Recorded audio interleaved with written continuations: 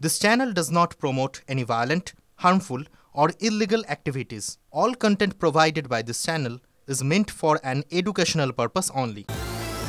শহর কলকাতায় অগ্নি সুরক্ষা কোথায় এই প্রশ্ন উঠছে। এই প্রশ্ন এই জন্যই উঠছে কারণ কলকাতায় ফের ভয়াবহ অগ্নিকাণ্ড। উল্টোডাঙ্গায় রেল লাইনের ধারে যেখানে ঝুপড়ি বস্তি সেখানেই ভয়াবহ আগুন। আজ সকাল সকাল দমকলের 6টি ইঞ্জিনের চেষ্টায় আগুন নিয়ন্ত্রণে। সকাল 7:30 নাগাদ আগুন লাগে। পুড়ে গেছে বস্তির প্রায় 6 থেকে 7টি ঘর। রান্নার উনুন থেকে আগুন ছড়ায় বলে জানা যাচ্ছে। প্রথমে একটি তুলোর দোকানে আগুন লাগে এবং সেখান থেকে আগুন ছড়িয়ে পড়ে আশেপাশে। ঘটনাস্থলে যান দমকল মন্ত্রী সুজিত বসু।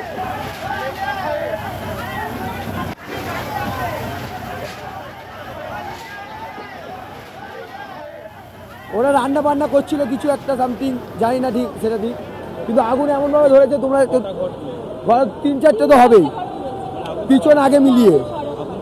না না না ছড়াইনি এই অবধি, এই তো 4-5টা ঘর মতন পুড়েছে।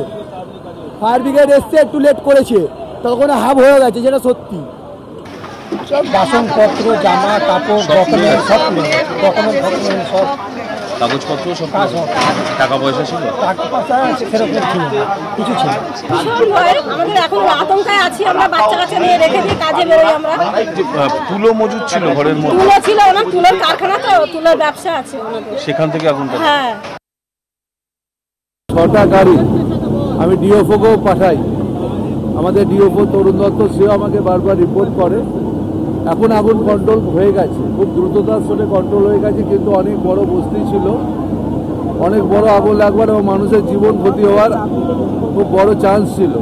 কিন্তু যাই হোক, দ্রুততার সাথে সেটা কন্ট্রোল হয়েছে সবটাই।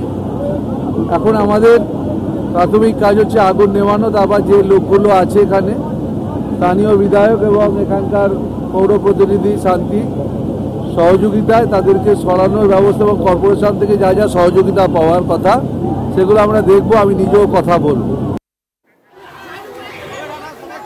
এর মধ্যে দুটো ছবি দেখাই আপনাদেরকে। একদিকে তো উল্টোডাঙ্গা, সেটা আজকের ঘটনা, কিন্তু গড়িয়া রেল ব্রিজের কাছে অগ্নিকাণ্ড। ছোট ছোট যে ঝুপড়ি দোকান সেগুলো পুড়ে যায় এবং দমকলের 2টি ইঞ্জিনের চেষ্টায় আগুন নিয়ন্ত্রণ। এই ঘটনা গতকাল গভীর রাতে, সেখানে আগুন লাগে, যদিও হতাহতের কোনো খবর পাওয়া যায়নি, কিন্তু এভাবেই একের পর এক কলকাতা শহরের মধ্যেই আগুন লাগার ঘটনায় যথেষ্ট চাঞ্চল্য।